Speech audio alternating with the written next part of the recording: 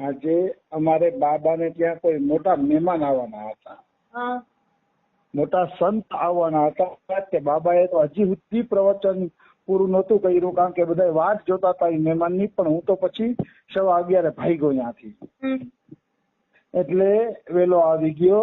તો આજે અમારા બાબાએ એક બે નવીન વાત કરી, એ પણ આપણે રેકોર્ડમાં લઈ લઈએ. અમારા બાબાએ આજે દુર્ગી માનું ચરિત્ર લીધું. તો દુર્ગી માનું ચરિત્ર લીધું હતું ને, એટલે એમાં છેલ્લે એવું આવે છે કે દુર્ગી માને ગોપી ભાવે લઈ જાય છે કૃષ્ણ પોતાના ધામમાં. આમ આખી જિંદગી દુર્ગી માએ વાત્સલ્ય ભાવે ભજન કર્યું.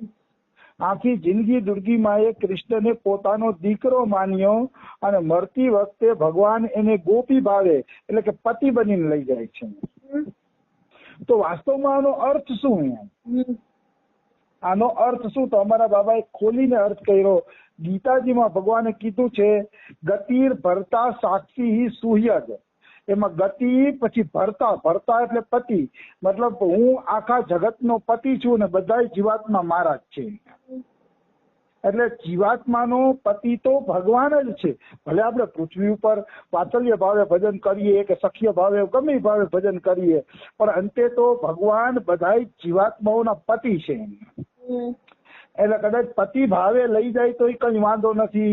કોઈ ગોપી ભાવે ભજે, સખી ભાવે ભજે, ગમે એ ભાવે ભજે, મૂળ બધા પહોંચવાના છે પ્રેમ સુધી. અમારા બાબા કહે, અમારા બાબાએ એક આજે બહુ મસ્ત ઉદાહરણ આપ્યું કે 7 રંગની કોથળી તમે ટોર્ચની આગળ ચડાવી દો તો ટોર્ચમાંથી તો એક જ પ્રકાશ નીકળે છે, પણ કોથળી 7 રંગની છે એટલે દિવાલ ઉપર 7 રંગનો પ્રકાશ પડશે. એમ શાંત, દાસ્ય, સખ્ય, વાત્સલ્ય એ તો એક કોથળી છે. બધાનો જે એક જ પ્રકાશ છે, ફોકસ છે, એ છે પ્રેમ.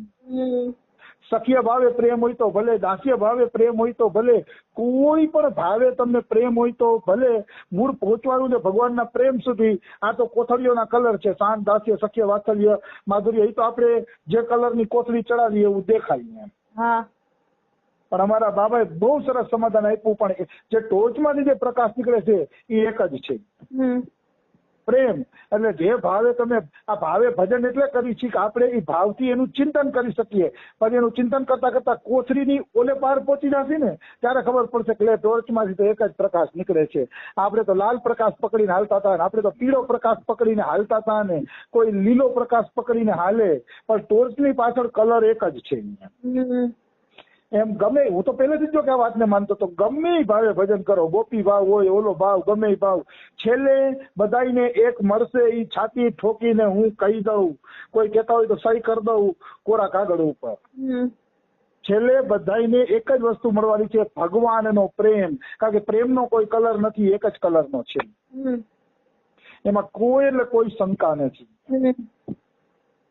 એટલે મનુષ્ય કોઈ પણ ભાવે ભજનમાં લાગી જવું જોઈએ.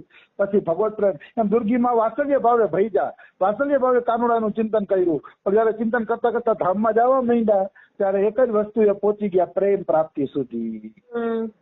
અને આ જ વસ્તુ મને સ્વામી રામસુખદાસજીની ગીતાજીમાંથી મળી. અને મેં એનો ફોટો પાડી રાખ્યો છે. સ્વામી રામસુખદાસજી કહે છે કે કોઈ પણ ભાવે ભજો, ભગવાન તમને પૂર્ણ જ મળશે. કારણ કે પૂર્ણ વસ્તુ કોઈ દી અપૂર્ણ મળે નહીં. જીવાત્મા પણ પૂર્ણ છે રામસુખદાસજી કહે, અને ભગવાન પણ પૂર્ણાત્મા છે. એટલે બેનું મિલન થાય ત્યારે પૂર્ણ જ બની જાય છે, અધૂરું કાંઈ રહેતું નથી. અને રામસુખદાસજી કેમ કે શાંત, દાસ્ય, સખ્ય, વાત્સલ્ય, એમાં બધામાં જે મીઠાશ છે ને, મીઠાશ, એ મીઠાશ, એ પ્રેમ, એ જ તમને સાચું ભગવાન પાસે પહોંચાડી દેશે. પછી ઉપર પહોંચ્યા પછી તમને બધા ભાવ મળી જશે.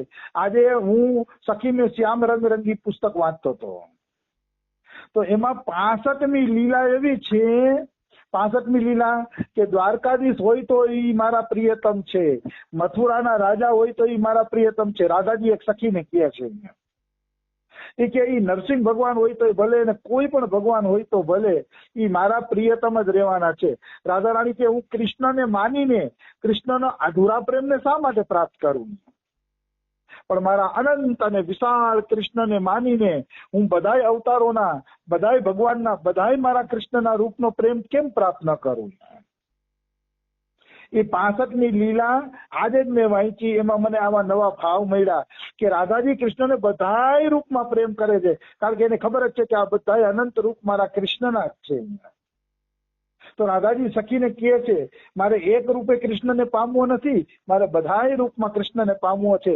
એટલે જે કૃષ્ણની નિષ્કામ ભાવે ભજન કરે છે બધાય રૂપોમાં કૃષ્ણને પામે છે. આ જ અસલી તત્વજ્ઞાન છે કે જીત દેખું તિત શ્યામમયી, બધી જગ્યાએ એક જ ભગવાન રહેલા છે. એટલે કહેવાનો ભાવ શું છે, કોઈ પણ ભાવે ભજો તમે, એ ભગવાન એ ભાવ એટલા માટે છે કે આપણે પ્રભુને યાદ કરી શકીએ. બાકી પ્રભુ મળશે ત્યારે બધાને પૂર્ણ જ મળશે, કોઈને અધૂરા મળશે નહીં. એ તો ફાઇનલ વાત છે, એમાં કોઈ બે મત છે જ નહીં. આવી વસ્તુ છે. પછી અમારા મહેમાન નહોતા આવ્યા એટલે ગંગારામ ભૈયા પ્રશ્ન કરતા હતા કે ચૈતન્ય ચરિતામૃત છે એ બાબા ખાલી ગૌડીય સંપ્રદાયનો ગ્રંથ છે કે બધાયનો ગ્રંથ છે? તો અમારા બાબા સરસ મજાની વાત બોલ્યા, સત્ય કોઈ દી એકનું હોય જ નહીં, બધાયનું જ હોય, અને બધાયનું હોય ને એને જ સત્ય કહેવાય છે. સત્ય ક્યારેય કોઈ એકનું હોય જ ન શકે, શક્ય નથી, સંભવ નથી. આ દ્રષ્ટિએ જોઈ તો ચૈતન્ય ચરિતામૃત ગ્રંથ ભલે છે ચૈતન્ય મહાપ્રભુનું જીવન ચરિત્ર, પણ એ જીવન ચરિત્ર માંથી બધા લોકો લાભ લઈ શકે. એ તો અમારા સદગુરુઓની કૃપા છે. અમે કોઈ સંકીર્ણતાના બંધનમાં નથી. અમને ચૈતન્ય મહાપ્રભુનું જીવન ચરિત્ર ગમે, વલ્ભાચાર્યજીનું ગમે, અને બીજા કોઈ આચાર્ય હિત હરિવંશ હોય કે સ્વામી હરિદાસ હોય, બધાય આચાર્યોના જીવન ચરિત્ર ગમે, અને બધાયમાંથી જે મળે એ અમે લઈએ. કારણ કે સત્ય બધાયનું હોય. આપણે કોઈ સંપ્રદાયનું સત્ય લઈ શકાય લેવું હોય તો, એવું નથી કે ન લઈ શકાય. દાખલા તરીકે બહેનો છે, બહેનો એને ઠાકુર સેવામાં વધુ મજા આવે, કારણ કે ઠાકુર સેવા એનું પ્રિય અંગ છે. ઘરમાં હોય એટલે ઠાકુર સેવા કરીએ કે તો એ વલ્ભાચાર્યજીના સંપ્રદાયમાં કેવી ઠાકુર સેવા થાય છે, કેવી રીતે લાડ લડાવે છે, એ લેવું હોય તો લઈ શકે.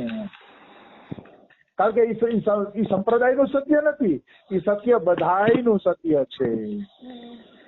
એટલે જે બધાયનું સત્ય છે એ બધાય લઈ શકે, એમાં કોઈ બંધન નથી. રાધા સુધાનીથી ભલે હિત હરિવંશની રહી, પણ વાંચી બધાય શકે, એમાંથી રાધાજીના ગુણગાન બધાય ગાઈ શકે, કારણ કે સત્ય બધાયનું હોય, કોઈ એકલું ન હોય. આ રીતે જોતા રામાયણ, ગીતા અને ભાગવત આ બધાની છે, કોઈ એક જ વ્યક્તિની નથી. ઘણા લોકો અહીંયા કૃષ્ણાનંદી હોય ને, એ રામાયણ નો વાંચે, રામચરિત માનસ નો વાંચે. અરે એ તો રામલીલા છે, આપણે તો કૃષ્ણના ઉપાસક છીએ. પણ એને ખબર નથી કે રામાયણ બધાયની છે. રામાયણમાં જે આદર્શ આપવામાં આવ્યા છે, રામાયણની અંદર જે ભાવ આપવામાં આવ્યા છે, અને એક એકના પવિત્ર જીવન આપવામાં આવ્યા છે, એ પવિત્ર જીવન લેવાનો બધાયને અધિકાર છે. રામાયણમાંથી પવિત્ર જીવન લેવાનો બધાયને અધિકાર છે. તો સત્ય ક્યારેય કોઈ એકનું હોય જ ન શકે, સત્ય હંમેશા બધાયનું હોય. એ વાત મને બાબાની આજે બહુ ગમી. પછી ગંગારામ ભૈયાએ પ્રશ્ન પૂછ્યો કે ગૌડીય સંપ્રદાયમાં ચૈતન્ય મહાપ્રભુએ કીધું છે અચિંત્ય ભેદાભેદ તત્વ. તો બાબા તમે આ અચિંત્ય ભેદાભેદ તત્વ વિશે બોલો. તો અમારા બાબા અચિંત્ય ભેદાભેદ તત્વ વિશે એવું બોલ્યા કે અચિંત્ય એટલે શું, તો કે ચિંતનમાં તો નહીં જ આવે. અચિંત્ય ભેદાભેદ એટલે ભગવાન અને આપણામાં ભેદ પણ છે, આપણે અલગ પણ છીએ અને અભેદ પણ છે. એ કેવી રીતે? તો અમારા બાબાએ બહુ સારું દ્રષ્ટાંત આપ્યું. એમાં માની લ્યો પાવર હાઉસમાંથી વીજળી આવે છે, અને ઈ વીજળી આપણા લેમ્પમાં બળે છે, પંખામાં બળે છે, બધાયમાં બળે છે. તો ભેદય છે ને અભેદય છે. વીજળી બધાયમાં એક જ છે. આપણા પંખામાં કે લેમ્પમાં કે પાવર હાઉસમાં કે આપણા મીટરમાં કે આપણા છેડામાં બધાયમાં વીજળી તો એક જ છે, પાવર હાઉસ વાળી. વીજળી અલગ અલગ નથી. પણ આપણો 0 નો લેમ્પ હોય તો એટલો જ પ્રકાશ આપે, અને મોટી હેલોજન લાઇટ ગોઠવી હોય તો એટલો ફોકસ આપે, એટલો પ્રકાશ આપે. વીજળી બધાયમાં એક જ છે, પણ ફોકસ બધાયનો અલગ અલગ હશે. એમ બધાની અંદર એક અચિંત્ય અભેદ તત્વ રહેલું છે, ઈશ્વર તત્વ. કીડીથી માંડીને હાથી સુધી બધાની અંદર ઈશ્વર તત્વ રહેલું છે. એટલે આપણો ઈશ્વર અરે અભેદ છે, આપણે ઈશ્વર એક છીએ. તો કે તો ભેદ ક્યાં છે? તો કે ભેદ ત્યાં છે કે જેટલું જીવાત્માનું ભજન છે ને એટલો જ એમાંથી પ્રકાશ નીકળશે, એટલો જ લેમ્પ બળશે, બાકી લેમ્પ બળશે નહીં. ઈ છે અભેદ તત્વ, ઈ છે ભેદ તત્વ. એટલો ભેદ રહેશે. કારણ કે તમારો લેમ્પ જ નાનો છે તો પછી જીરોનો જ પ્રકાશ દેવાનો છે. અને સંત હોય જેને ભગવાનનો સાક્ષાત્કાર કરી લીધો છે એ હેલોજન લાઇટ જેવા છે એટલે એ વધુ પ્રકાશ દેશે. આ અભેદ બધાયમાં, વીજળી બધાયમાં છે એટલે અભેદ બધાયમાં છે, પણ છતાંય કક્ષા અનુસાર ભેદ રહેશે. આને જ કહેવાય છે અચિંત્ય ભેદાભેદ તત્વ. અચિંત્ય ભેદા ભગવાન હારે જીવાત્મા એક પણ છે અને અલગ પણ છે, બે વસ્તુ છે, એક અને અલગ. પણ હવે ઈ બધું આપણા ચિંતનમાં ન આવી શકે, કારણ કે એટલે ચૈતન્ય મહાપ્રભુએ અચિંત્ય શબ્દ પ્રયોગ કરી દીધો છે. એ ચિંતનમાં નહીં આવે, એ ભજન કરતા કરતા કરતા છે ને અનુભવમાં આવે. અને વાત જયારે અનુભવમાં આવે ને ત્યારે જ સ્પષ્ટ થાય, ત્યાં સુધી વાતનું સ્પષ્ટીકરણ થતું નથી. હવે ભગવાન કૃષ્ણ છે એ સર્વજ્ઞ છે, સર્વજ્ઞ છે તો એ રાધારાણી નિકુંજમાં સંતાઈ ગયા છે તો એને ગોતવાય નીકળે છે, અને રાધારાણી મળતા નથી તો વ્યાકુળ થાય છે. તો આ શું છે ભાઈ? એ તો સર્વજ્ઞ છે, ભગવાન છે, બધું જાણે છે કે કોણ વસ્તુ ક્યાં છે, તો પછી ગોતવા શા માટે નીકળે છે? અને રાધાજી મળતા નથી તો વ્યાકુળ શા માટે થાય છે? તો કે ઈ આપણી અચિંત્ય સ્થિતિની વાત છે. એ સર્વજ્ઞ છે અને લીલા દ્રષ્ટિએ કઈ જાણતા નથી એવું પણ છે. બે વસ્તુ છે, પણ ઈ કોઈ જાણી શકશે નહીં. કેવલ અને કેવલ ભગવત કૃપાથી જે ભગવાન પાસે પહોંચી ગયા છે એવા જીવાત્મા આ બધા તત્વને જાણી શકશે. એમ ભાઈ ભગવાન વાણીને વર્ણનમાં આવી જતો હોય તો શું થયું ને? એમ તો ભગવાન કરતા આપણી બુદ્ધિ મોટી થઈ ગઈ. ભગવાન વાણીનો વિષય નથી. એ તો અહીંયા પહોંચી ત્યારે જ ખબર પડે કે આ ઈશ્વર તત્વ વાસ્તવમાં છે શું. કોઈ એને રાધા કહે છે, કોઈ કૃષ્ણ કહે છે, કોઈ રામ કહે છે, કોઈ સીતા કહે છે, કોઈ મહાદેવ કહે છે, પણ વાસ્તવમાં હું માનું